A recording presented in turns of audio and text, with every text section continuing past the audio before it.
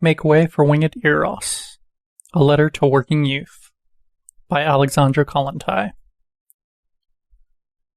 First published in the Young Guard magazine No. 3 in 1923, by Komsomol, the All-Union Leninist Young Communist League. Section: Love as a Socio-Psychological Factor. You ask me, my young friend, what place proletarian ideology gives to love. You are concerned by the fact that at the present time, young workers are more occupied with love and related questions than with the tremendous tasks of construction which face the workers' republic. It is difficult for me to judge events from a distance, but let us try to find an explanation for this situation, and then it will be easier to answer the first question about the place of love in proletarian ideology. There can be no doubt that Soviet Russia has entered a new phase of the Civil War. The main theater of struggle is now the front where the two ideologies, the two cultures, the bourgeois and the proletarian, do battle. The incompatibility of these two ideologies is becoming increasingly obvious, and the contradictions between these two fundamentally different cultures are growing more acute. Alongside the victory of communist principles and ideals in the sphere of politics and economics, a revolution in the outlook, emotions, and the inner world of working people is inevitably taking place. A new attitude to life, society, work, art, and to the rules of living, i.e. morality, can already be observed. The arrangement of sexual relationships is one aspect of these rules of living.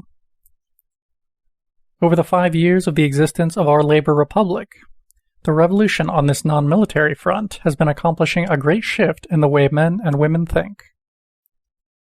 The fiercer the battle between the two ideologies, the greater the significance it assumes, and the more inevitably it raises new, quote, riddles of life, and new problems to which only the ideology of the working class can give a satisfactory answer. The, quote, riddle of love that interests us here is one such problem.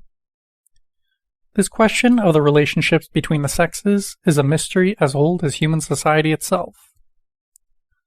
At different levels of historical development, mankind has approached the solution of this problem in different ways. The problem remains the same. The keys to its solution change.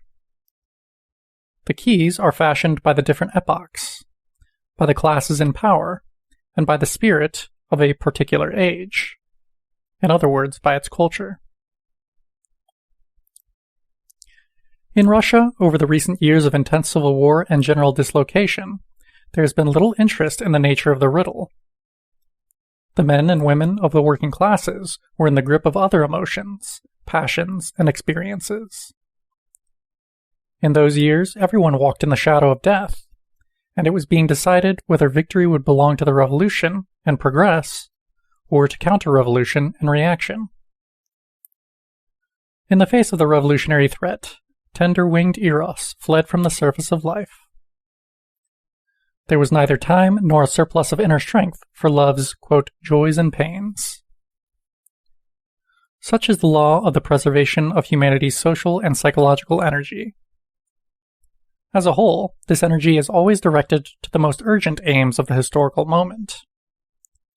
And in Russia, for a time, the biological instinct of reproduction, the natural voice of nature, dominated the situation. Men and women came together, and men and women parted much more easily and much more simply than before. They came together without great commitment, and parted without tears or regret. Prostitution disappeared, and the number of sexual relationships where the partners were under no obligation to each other, and which were based on the instinct of reproduction unadorned by any emotions of love, increased. This fact frightened some. But such a development was, in those years, inevitable.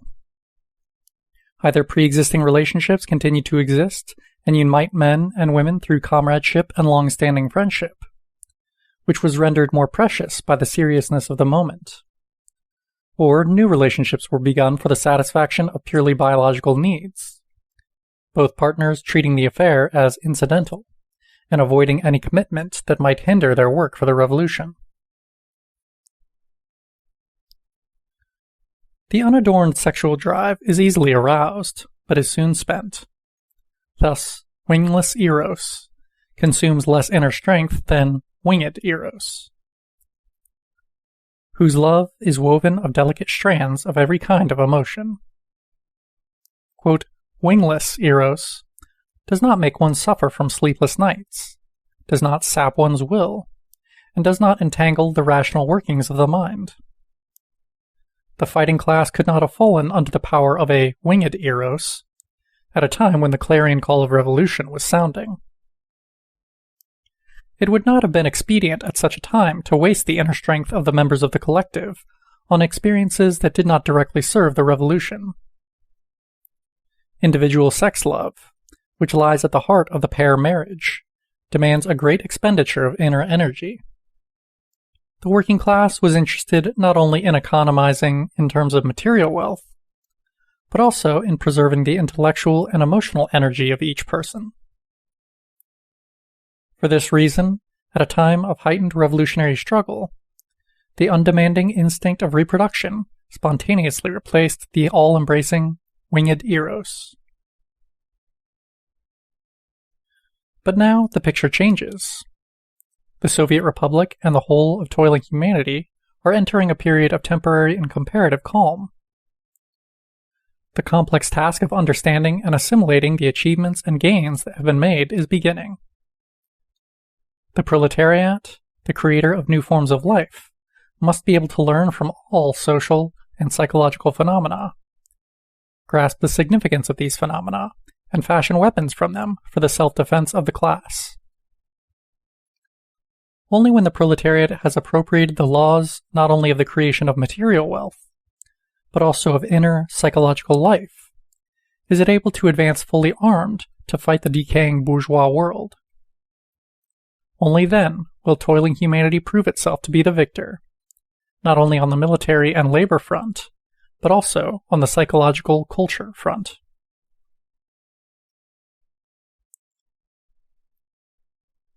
Now that the revolution has proved victorious and is in a stronger position, and now that the atmosphere of revolutionary élan has ceased to absorb men and women completely, tender-winged Eros has emerged from the shadows and begun to demand his rightful place.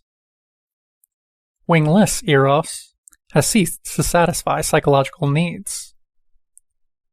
Emotional energy has accumulated, and men and women, even of the working class, have not yet learned to use it for the inner life of the collective. This extra energy seeks an outlet in the love experience. The many-stringed lyre of the gods of love drowns the monotonous voice of wingless Eros. Men and women are now not only united by the momentary satisfaction of the sex instinct, but are beginning to experience love affairs again, and to know all the sufferings and all the exaltations of love's happiness. In the life of the Soviet Republic, an undoubted growth of intellectual and emotional needs, a desire for knowledge, an interest in scientific questions, and in art and the theater can be observed. This movement towards transformation inevitably embraces the sphere of love experiences too. Interest is aroused in the question of the psychology of sex, the mystery of love.